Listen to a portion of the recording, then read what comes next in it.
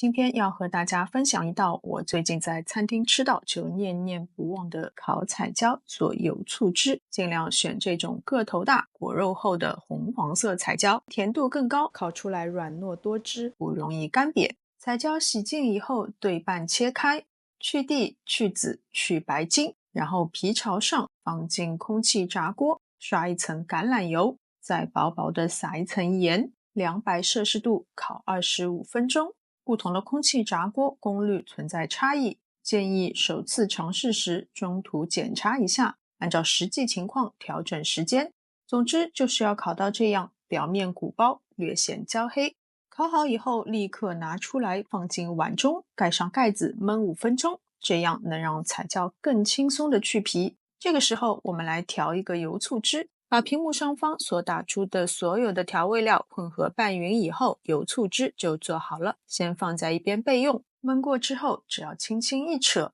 整片外皮就能够轻松被撕下，这个过程非常解压。将撕好的彩椒切粗条，摆盘，